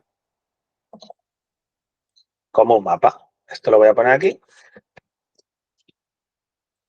Y simplemente voy a hacerle una constructora con esto. No va a tener nada más esta clase porque tampoco, por ahora me da un poco igual, ¿vale? Bueno, vamos a tener que hacerle algo para poder usarlo en los tests porque Java tiene estas cosas de los SQL, pero poco más. Vale. Entonces, si tengo esta interfaz, lo que estoy haciendo básicamente lo que quiero hacer es en el controlador quitarme esto y que eso sea responsabilidad de mi caso de uso. Eliminar el problema de tener que crear la lógica, expandir la lógica dentro del controlador y que lo pueda hacer el caso de uso. Pero como no me quiero complicar con el caso de uso, de pensar mucho cómo lo voy a implementar, he creado esta interfaz, ¿vale? Y aquí vienen más decisiones, más microdecisiones. Si yo la quiero inyectar por ejemplo, si yo quiero utilizar ese use case en mis tests y en mi controlador y quiero que funcione esto, necesito un Hierarchy use case de verdad, porque solo tengo una interfaz. Bueno, pues lo puedo crear. Puedo crear una clase que se llama default o vamos a llamarle Yo qué sé. Hierarchy. ¿Cómo le llamo?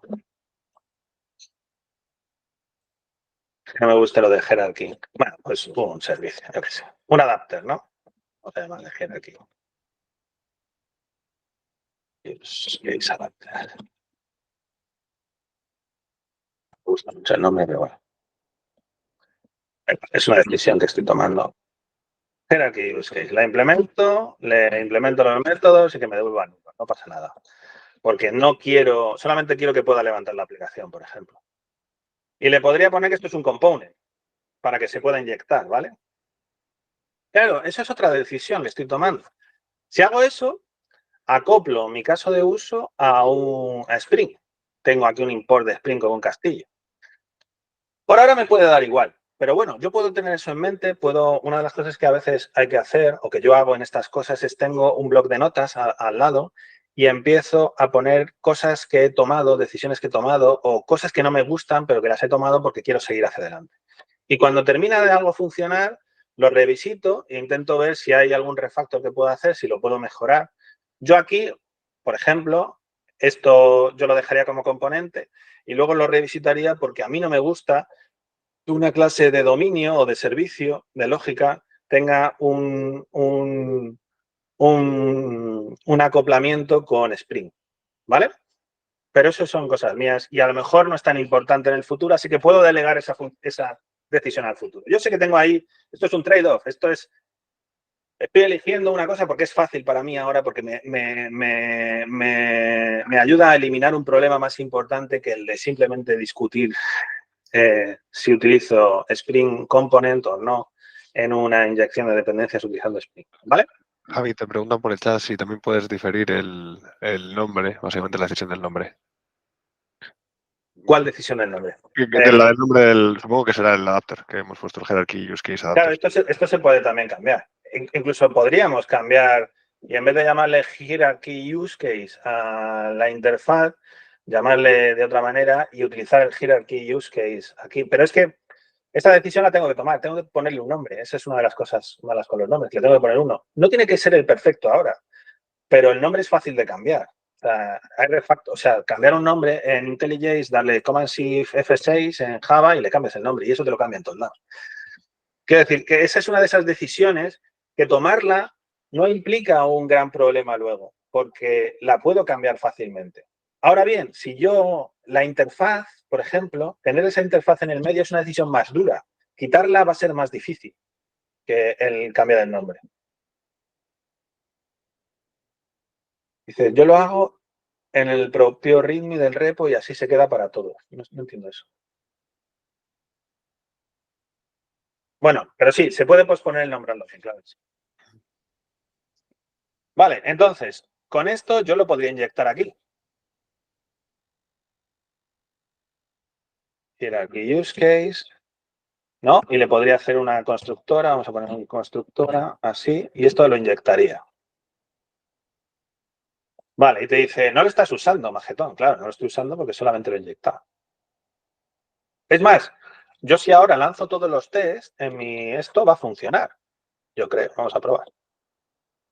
Porque lo he creado, lo he inyectado, pero no lo estoy usando. Eso es otra decisión. En cada una, ahora mismo estaría en verde, yo podría hacer un commit con esto. Porque iba a funcionar. Aunque luego si lo leyeras dirías, pero es que, ¿por qué has metido la inyección ahí? Bueno, que no, porque estoy en el proceso de hacer algo.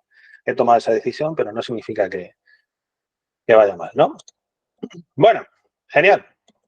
Entonces, la idea sería introducir el hierarchy use case, pero para hacer eso, aquí vamos a ver otro problema, ¿no? Que es el de, si yo ahora mismo lo utilizo directamente, todos los tests que tengo fallan. Todos van a petar, porque no lo he moqueado.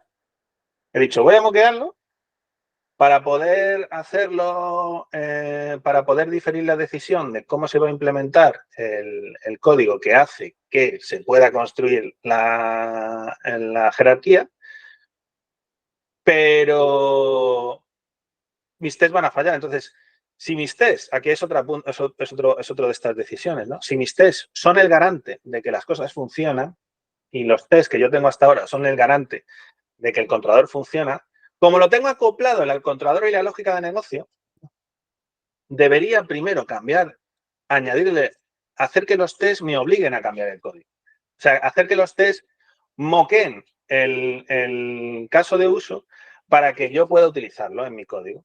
¿Ok? Es otro de esos micropasos, microdecisiones, small steps, llamadlo, es lo mismo todo. Vale, pues para hacer eso podemos venirnos al controller y crear un mock, por ejemplo, ¿no? Como una de las cosas fáciles que podemos hacer. Lo vamos a hacer con Spring porque como estoy inyectando con Spring y esto es un test de integración, pues aquí pongo un mock bin para que me coja el hierarchy use case. Y ponemos unos when aquí bonitos para que, por ejemplo, cuando sea empty hierarchy, me devuelva cuando llames hierarchy use case, hierarchy, con un new employee supervisor de un hashmap vacío, me va a devolver un new hierarchy. Vamos a ver si lo podemos importar. Claro, y aquí es donde tenemos que añadirle los parámetros al hierarchy. ¿Qué es el hierarchy?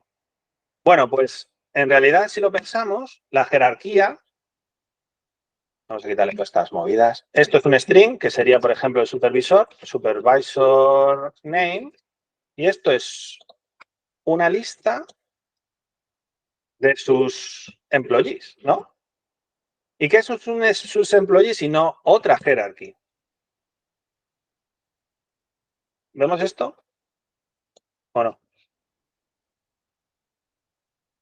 La crea este supervisor name y sus employees. Eso crea una jerarquía. ¿Sirve para crear jerarquías o no? ¿Qué pensáis? ¿Os cuadra? ¿No os cuadra? ¿Os parece rarísimo? Genial. Pues eso es nuestra jerarquía. Va a ser el nombre del supervisor y todos los employees que tiene abajo, que son en realidad jerarquías. Tendríamos que decidir qué es una jerarquía vacía para que esto funcione, ¿no? Porque esto es un patrón. Emanuel, ¿qué me vas a contar? Nada, que te pregunto por el chat si las decisiones que tomas normalmente que difieres, ¿no? Que si las apuntas en algún sitio. Sí, lo que hablábamos antes. Tienes un bloc de notas y vas apuntando cosas. El código también te ayuda, porque yo no tengo un null como un castillo en el use case, o sea que sé que eso lo tengo que arreglar. Quiero decir, que si lees el código también te ayuda, pero sí, cuando difieres muchas decisiones porque esto es como empiezas a tirar, es como intentar ir en línea recta y darte cuenta que tienes un montón de problemas cuando vas en línea recta y los tienes que ir apuntando, tienes que ir obviándolos, ¿no? Moverlos. ¿Esto es algo que puedo hacer en el futuro o lo tengo que tomar ya? Si lo tengo que tomar ya, lo tienes que tomar. Si lo tienes que tomar en el futuro, pues te lo apuntas o en un blog de notas o en una libreta. Mucha gente utiliza libretas y se pone cosas ahí, comentarios que luego revisa cuando ha terminado un ciclo, ¿no? Cuando ha terminado el happy path o ha terminado el controlador, porque nosotros no creo que terminemos hace mucho eso. Va iterando sobre ellas y va enriqueciéndolas, ¿no? Puede ser que algunas de las cosas de las anotaciones no sea suficientemente tiempo en ese momento para decidirlas, sino que tengas que dejarlas más para el futuro. Pues puedes ir tachando, ¿no? Eso ya es como cada uno se organiza. Pero sí, es muy importante tener un apoyo donde tú puedas ir poniendo sobre lo que quieres pensar en el futuro. Vale. Bueno, pues entonces tenemos el controlador. Vamos a hacer nuestro when tal, devolvemos este. Cuando, por ejemplo, estamos en SSL empty, cuando tenemos un employee, pues podemos hacer una cosa parecida, ¿no? Otro mock. A ver dónde tengo esto.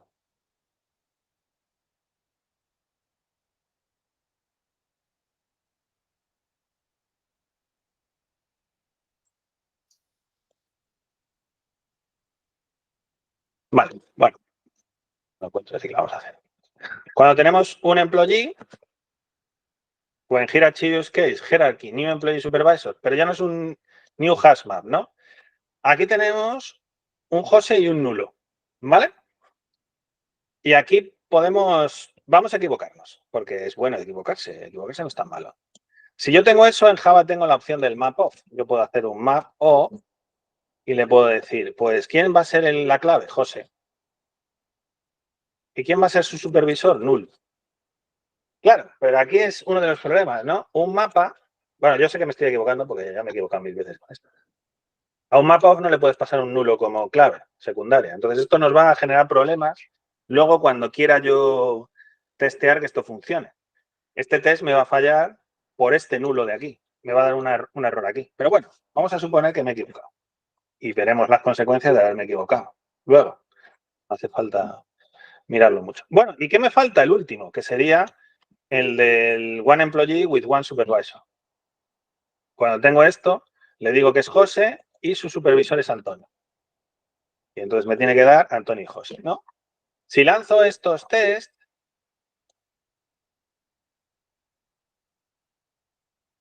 van a fallar todos porque no estoy usando el caso de uso. Entonces me van a obligar a cambiarlo. Me van a obligar a que mi controlador empiece a funcionar con el caso de uso. Bueno, no me fallan todos, me falla uno. Vale. Ok, me falla uno por lo que hemos dicho del map off.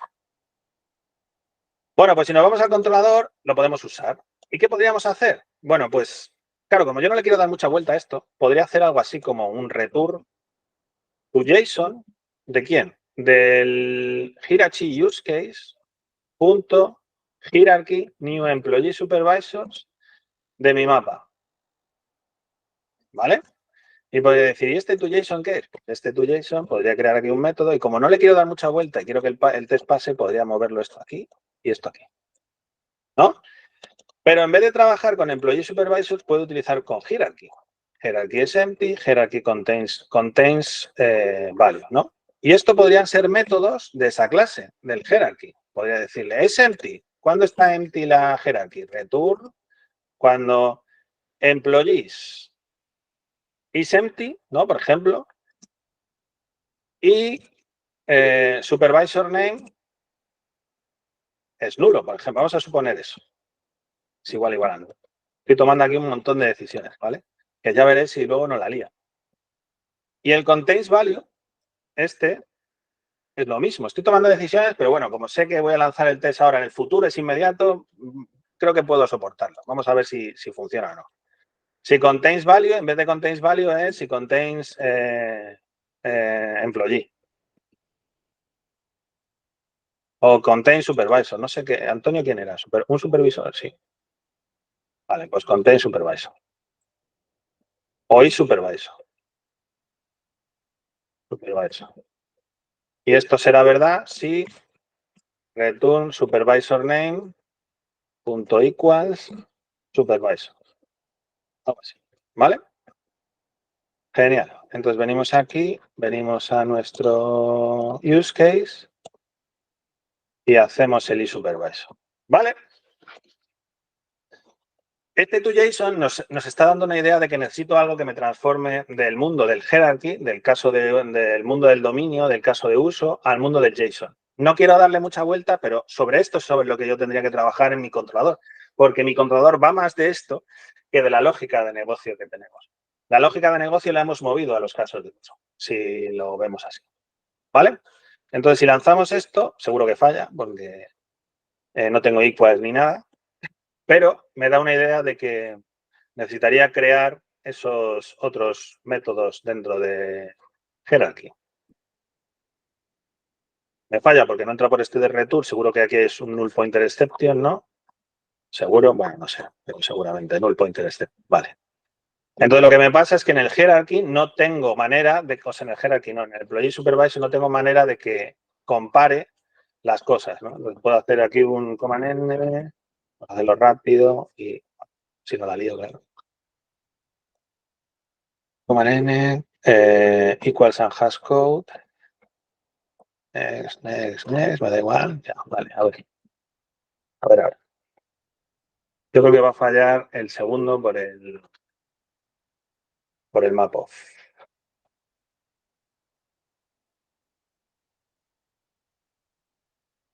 Vale, el primero también ha petado.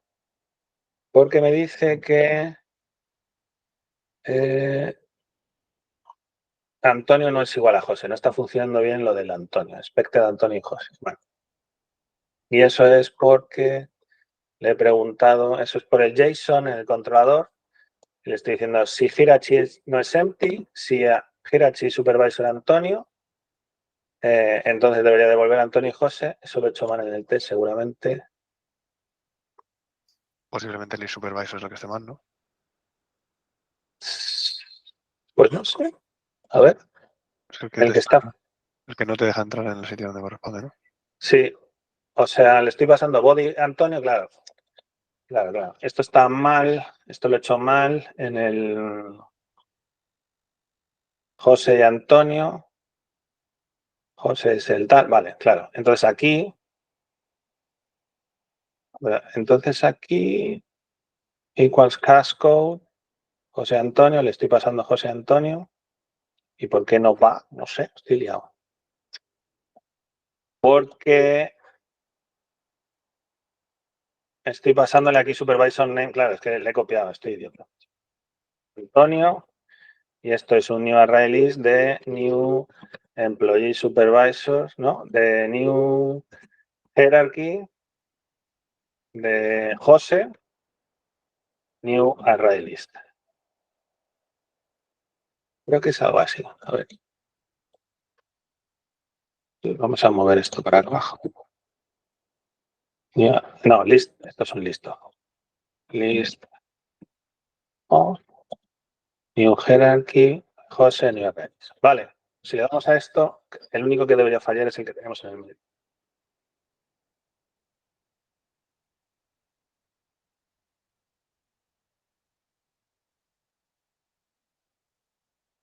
Vamos a ver. Vale. Justo a este estado queríamos llegar. Esto está mal por el null. Aquí deberíamos ver cómo tratamos esa decisión que tomamos de que el nulo es la forma de representar que no tiene supervisor. Es un problema en Java para utilizar el mapoff. ¿Que lo podemos arreglar en Java? Sí, pero ¿qué decisión podríamos tomar aquí? Simplificarlo. Nulo es una buena idea cuando queremos referirnos a la falta de supervisor del tal. Esa es una discusión que podríamos tener. Y esa discusión la tenemos ahora, que el coste de haber pagado, de haber tomado una mala decisión o creer que hemos tomado una mala decisión es más barato. ¿Vale? Quería representar un poco eso. Y entonces yo lo dejaría aquí. Si tenéis preguntas, pues, porque tampoco me están aquí dando. Adelante, si quieres preguntar. O sea, no es tanto el tema de que puedas volver a ver, de sí, podemos volver a arreglarlo y tal. El tema es, si es buena decisión, esto nos demuestra, nos pregunta, o me pregunta a mí, si ha sido buena decisión pensar que nulo es cómo se debería representar la falta de supervisor. Creo que Chelif quiere preguntar. Sí, a ver, más que una pregunta era, ¿me escucháis bien, no? Creo. Perfecto. Vale. Al principio, cuando tomas la decisión de ir más por el lado más de, digamos, arquitectura que por la lógica propia del caso de uso, a mí normalmente me gusta más empezar por al revés, porque cuando tú empiezas por el caso de uso, normalmente sí, vale, tú tienes claro que ese caso de uso va a recibir el listado de, ¿cómo era?, de supervisor más el que supervisa y entiendes qué es lo que esperas que devuelva. Pero ahí te estás perdiendo mucho de lo que puede pasar dentro del propio caso de uso. Por ejemplo, ¿qué colaboradores voy a necesitar? O estar derivando esas decisiones esperando, ¿no? Diseñando o esperando que la lógica funcione de una forma y esperando que en algún momento va a necesitar ciertos colaboradores o que va a funcionar de cierta manera. Bueno, es una forma de hacerlo. Es igualmente correcta, te centras más a nivel de arquitectura, pero todo el rato en el fondo estabas derivando realmente la lógica al final del todo, y eso a lo mejor puede tener ese tipo de contrapartida, ¿no? Que en algún momento dices, bueno, es que yo creía que iba a necesitar este colaborador o que iba a pasar esto, y al final, cuando ya me he puesto realmente con la lógica, veo que realmente no está pasando esto o que necesito otras cosas. Entonces era un poco la pregunta, ¿por qué realmente empiezas por esa parte? Y, Claro, y derivar tanto todo el si rato. habéis visto, si al principio cuando he hablado del tema de decisiones, os he dicho que es mejor, desde mi punto de vista, más fácil acertar en el futuro inmediato que no en el futuro muy futurible, ¿verdad? Y que si tienes un camino por el cual tienes muy poca incertidumbre, yo prefiero ir por ese camino. Pero estoy derivando las decisiones, entonces no estoy suponiendo nada. Este es el punto que cambia un poco. Yo no estoy suponiendo cómo va a funcionar el caso de uso. Solamente estoy obligándole, estoy diseñando el caso de uso cuando me doy cuenta que lo necesito. Y solamente estoy diseñando la interfaz. No he diseñado nada más, no hay clases. Bueno, he creado la clase para poder inyectarlo y generar la dependencia, Sí, ¿vale? bueno, a nivel Para de poder que dominio. funcione. Pero no he tomado ninguna decisión. Si ves la clase, está vacía.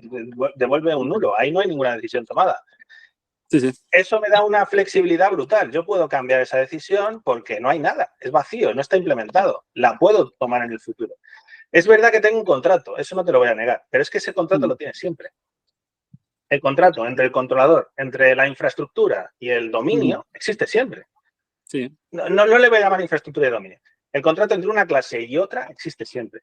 Entre dos módulos existe siempre. Entre dos cosas que divergen existe un contrato. Existe una parte donde uno entiende que van a ocurrir unas cosas y el otro se las tiene que proveer. Eso lo tienes que asegurar. Lo puedes asegurar de muchas maneras. A mí me gusta asegurarlo. Si utilizo, y esto es un debate más largo, si utilizas mocks, tienes el problema de que no lo puedes asegurar. Entonces, aquí puedes utilizar fakes, podrías hacer test de contrato, podrías hacer un montón de cosas si lo quieres asegurar a nivel de código, o puedes simplemente utilizar la regla de la cadena, que es la que básicamente, es decir, si yo cambio la lógica en un lado de la interfaz, la tengo que cambiar en la otra. Si lo cambio en un mock, lo tengo que cambiar en el otro lado. Mientras tengas eso en mente, funcionará y no tendrás problemas. Pero son decisiones, son trade-offs. Yo elijo un camino versus otro. ¿Es mejor el mío? Para mí, creo que estoy haciendo diseño descendente, si te das cuenta. Empiezo por lo más arriba que puedo y voy hacia abajo. Eso tiene unas ventajas, que es que tu diseño está muy acoplado a lo que quiere el usuario. Y tiene, que para mí es lo bueno. Eso es lo que deberíamos hacer. Si haces diseño si empiezas por el dominio, estás suponiendo cómo funciona el controlador. Y ahí es donde tomas un riesgo mucho más amplio, porque el controlador es fijo. Y ahí es mucho más fácil para mí empezar por el controlador porque sé lo que tiene que hacer. Lo dice en este caso que estamos aquí, no estoy hablando de todos. Aquí me está diciendo, es que si me das eso, tiene que devolver eso. Y es este JSON, y tengo estas claves, y esto es el no sé. No tengo incertidumbre, por eso he elegido ese camino. Sí, esa parte sí que la tenía bastante clara. A mí, a ver, estoy intentando recordar algunos casos que me han complicado la vida, ¿no? En la parte del contrato, está claro, te lo está dando el propio caso de uso, te está diciendo lo que espera recibir y el resultado que espera, o por lo menos, ¿no?, en el propio problema te lo está diciendo. Pero a veces a mí me ha pasado llegar después de tener casi todo armado, tener un border case particular o algún caso muy concreto que, esto no lo puedo hacer, se me rompe todo.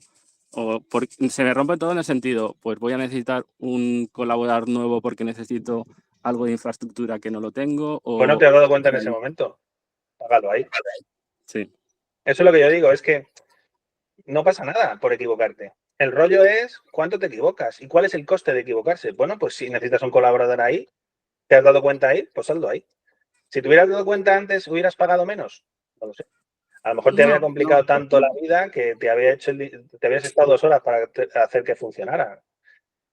No, bueno, también es porque a mí me suele gustar tener claro que la idea que tengo bueno, antes también empiezo por el happy path, ¿no?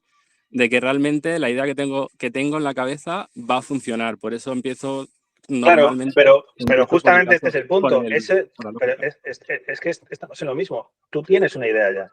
Has decidido cómo se va a hacer. Has tomado una decisión antes. Has hecho diseño a front. Te estás yendo más hacia el mundo del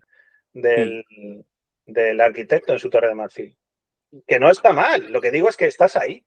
Y ese es el riesgo que he comentado antes, que te puedes equivocar, que tu plan no es perfecto. Y si te equivocas, las consecuencias suelen ser más difíciles de cambiar. Si te mueves más hacia el mundo del hacker, te estás moviendo hacia diferir decisiones al futuro, hacerlo funcionar en pequeño. tomar pequeñas decisiones. Y ya está, solamente comento eso. Y por eso digo que es más, si tú te mueves a este modo que yo te estoy contando ahora mismo, en este caso, te vas a equivocar, pero más en pequeño. Vas a dar más vueltas, no te digo que no. Por eso digo que es un tema de incertidumbre. Tú sabes la solución, hazla. No pienses, no hagas esto. Hazla, implementala. Ve directo a la solución. Pero si no la sabes, es arriesgado. Vas a tomar un camino complejo. O sea, puedes arriesgarte a que las consecuencias sean mayores. Ya está. Ese es el punto. Es como si tú, no sé, si tú saltas de un edificio a otro y hay 1 metro de altura, el riesgo que tomas, aunque la caída sea la hostia, es pequeño, porque sabes que puedes saltarlo. Si le pones 2 metros, el riesgo es mayor. Si le pones 3, te mata seguro. Pues a lo mejor, a menos que tú seas un saltador de la leche y te puedas saltar 3 metros el 90% de las veces. ¿Cuánto riesgo quieres tomar? Pues lo eliges. Vale. Muchas gracias, Nada. Este tipo de cosas ayudan un montón, la verdad. Gracias a ti por la pregunta. Y tienes más preguntas en el chat. Básicamente, Andrés nos pregunta que cuando se define la arquitectura, en el caso de que tengas un equipo, ¿no sería mejor definirla al inicio? No, bueno, a ver. Yo os cuento cómo yo lo veo. Para mí es lo mismo, toma la decisión más simple que pueda funcionar. ¿Cuándo se define la arquitectura? Cuando sepas qué problema tienes que resuelve ese problema y luego itérala. La arquitectura no es algo para mí fijo, sino que es algo iterativo. Y si lo pensáis y veis, si habéis trabajado durante varios años en la misma compañía, veréis que cambia constantemente. Que donde tenías un monolito lo has cambiado a microservicios porque el futuro ha cambiado. Entonces, la arquitectura perfecta de antes ya no funciona. ¿Por qué? Porque hay nuevos requisitos, el contexto ha cambiado. Pues lo tienes que cambiar. ¿Cómo lo cambies? Aquí es el punto. Si tú lo cambias en modo tomando grandes riesgos, en modo Big Bang, pues tendrás grandes fracasos. Si eres capaz de cambiarla frecuentemente a pequeños trozos, pues tendrás pequeños problemas, no grandes problemas. Entonces, para mí, ¿la arquitectura se decide al principio? Decides una para resolver un problema. ¿Cuál problema? El más pequeño. Y vas iterándola. Muchas gracias, Javi. También nos pregunta Raúl que si esto lo que ha sido en la parte de código, que si era más un enfoque outside-in. Sí, entonces hacerte de outside-in. Bueno, es una manera de hacer outside-in. No es, hay muchas maneras de hacer outside-in, pero esto es una que a mí me gusta. Podrías hacer criterio, o sea, en vez de evolucionarlo tanto como yo, que lo estoy evolucionando por capas, podrías empezar por un test de aceptación, tener el doble ciclo ¿no? El famoso, que tienes uno donde que es más hacia BDD. Pero bueno, yo prefiero hacer outside-in sin tanto lío. Así. Podrías hacer ATDD, que es una forma también, pero bueno, a mí eso no me gusta porque tengo un test en rojo y no me gusta tener test en rojo. Amir. Una pregunta. Hay un paterno que he visto muchos en la software que quieren. Okay, that's all the Spanish that I know. I'll just go. No problem. They want to. Let's say that they have a software system and they want to serve another instance of this, so they duplicate this service and make another deployment. And for another team for doing another task. And I wanted to see, like, is this a good way of doing this? For example, we have like a feature serving system that we use for real-time feature extraction, which is an API. And now if we want to use the same system for batch tasks, they can become well, one argument is that batch tasks can mess up your real-time API, so you should separate it into two. Does this make sense, or what's your point of view on this sort of decision? So what you are saying basically is that because of Tú puedes hablar en español, ¿eh? Vale. Yo Vale. Lo que estás diciendo, si te entiendo bien, es que tienes dos caminos, uno que ofrece, por ejemplo, servicios hacia usuarios y otro que ofrece servicios hacia máquinas. Y quieres proteger uno de los dos, ¿no? Y que si es buena idea o no duplicar un Sí, sí, servicio sí. porque sea el mismo. Bueno, es que yo creo que no hay bien y mal. Si lo más importante para tu empresa es eso, si eso es una de las cosas más importantes porque se han dado cuenta que es más importante, si eres Booking, voy a poner un ejemplo, si eres Booking y tú quieres proteger a tus usuarios de web y de aplicaciones versus a los usuarios de otros metabuscadores que te hacen búsquedas para tus hoteles y prefieres, ante una carga tan grande de búsquedas, que los tuyos funcionen y que los suyos se estropeen, pues perfectamente puede ser válido. Pero eso tiene un coste y eso hay que entenderlo. Tú estás eligiendo un camino, estás eligiendo el camino de, si me pasa esto, entonces voy a favorecer a mis usuarios. Pero ¿y si no te pasa? Que si eres Booking a lo mejor te pasa, ¿eh? Te digo que no. Si es que si has experimentado ese problema, seguramente has tomado esa decisión porque quieres que no te pase. A lo mejor es la decisión más fácil de tomar, a lo mejor no. A lo mejor es una decisión súper complicada de tomar. Bueno, pues no tiene por qué estar mal. Depende de tu trade-off. Al final para tu compañía es bueno, pues entonces es bueno.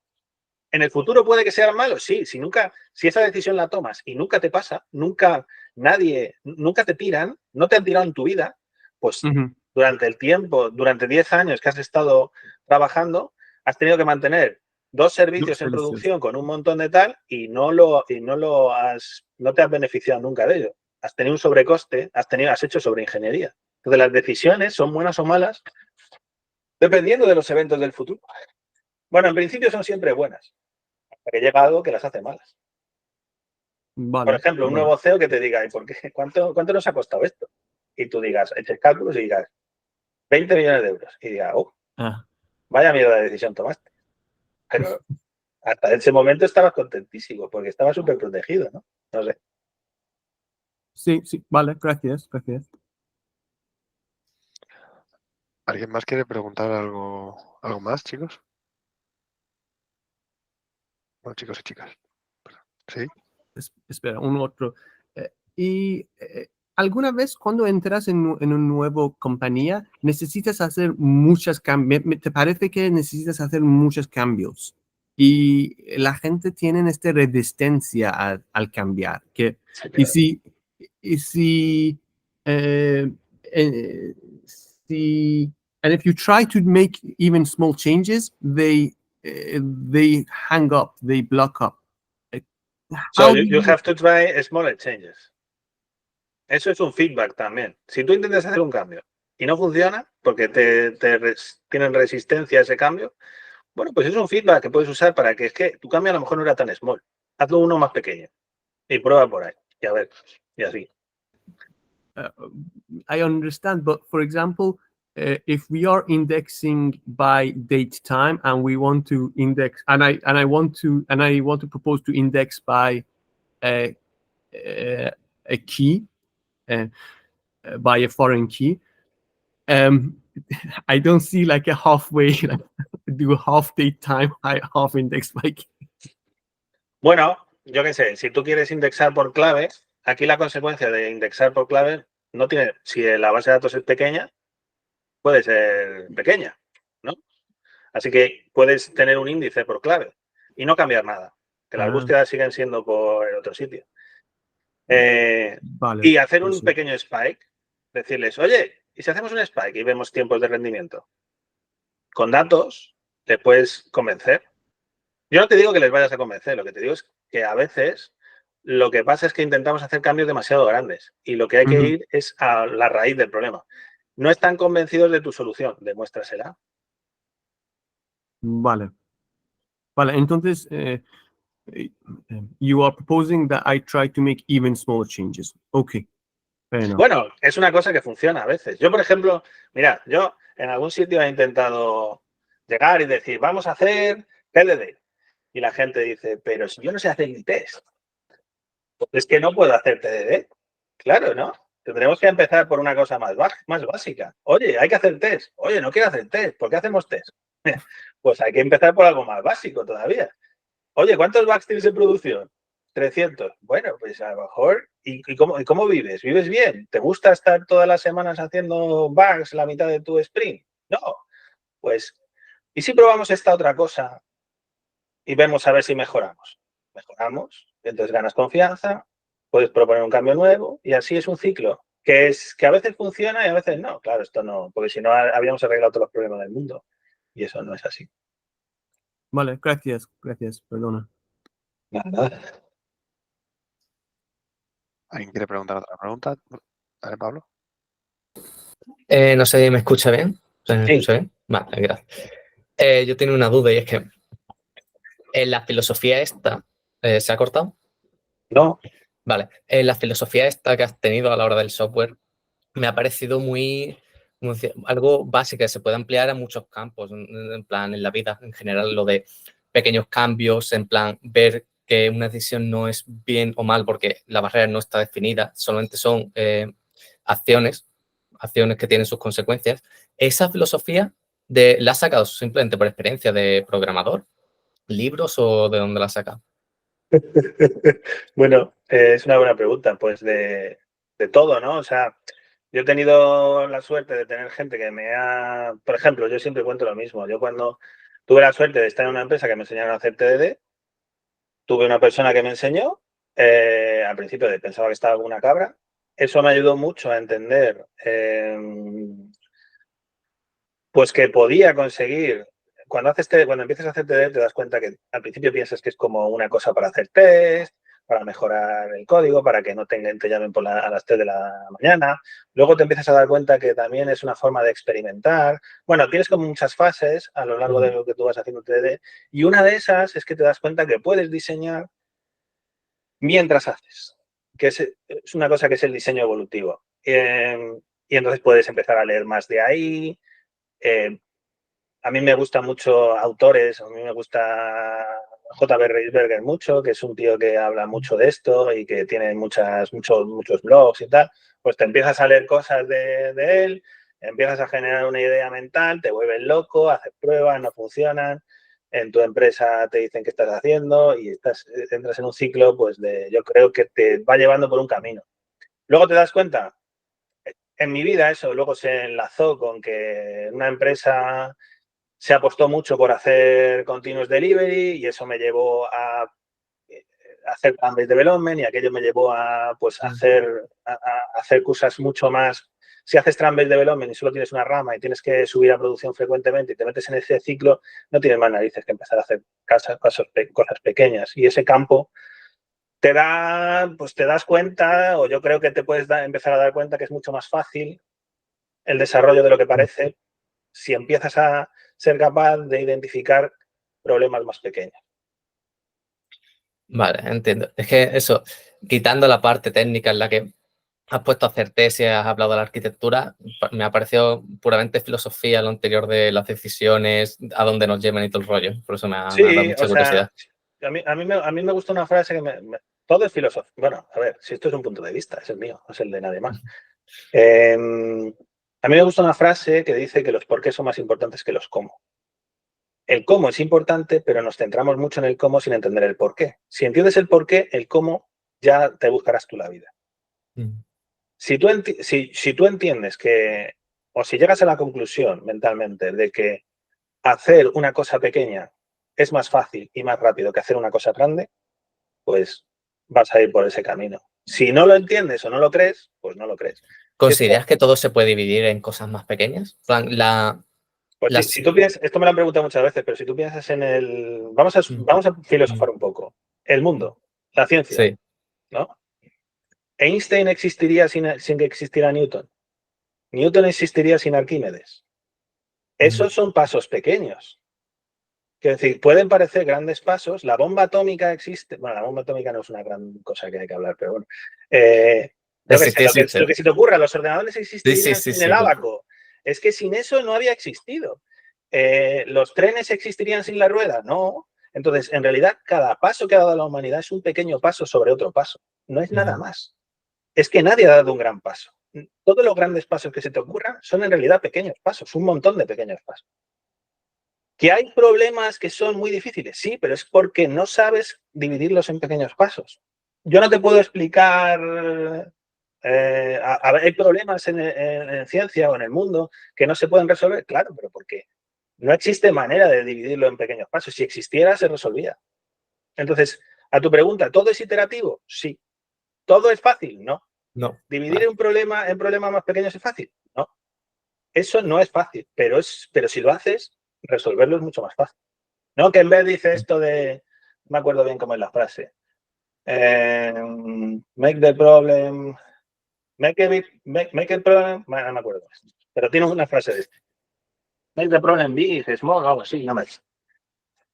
Pero vamos, que eso no está mal. Creo que puede ser algo como los problemas grandes. Espérate. Los problemas simples son muy fáciles de hacerlos difíciles y los problemas difíciles son, en plan, sí, algo por decir, en plan, me suena. Ahora que te digo me suena, pero tampoco me sale ni. Bueno, pues es eso. Vale, pues muchas gracias. First make the change easy, then make the easy change.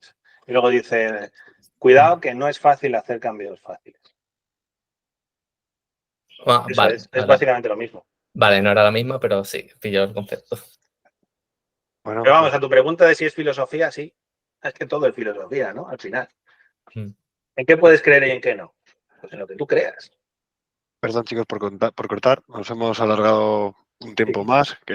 Sí, muchísimas gracias a Javi por por la ponencia, por la charla y sobre todo por la conversación de después. Gracias a todos los que habéis aguantado hasta el final y que habéis hecho estas preguntas y habéis hecho tan interesante al final la sesión. Cuando el vídeo esté subido y demás, lo publicaremos en redes, así que por favor, si nos seguís en redes podréis encontrar el vídeo. Y también he dejado en el chat las redes de Javi, así que si alguien quiere seguirlo, él suele poner bastante contenido, bastante regular, diría yo. Así que, con regular me refiero en tiempo. Así que si queréis seguirle y ver pues todo el contenido que genera, que es de buena calidad, yo lo recomiendo bastante. Muchísimas gracias. De nada. A ti por hacer el trabajo. Muchas gracias, Javi. Chao, chao.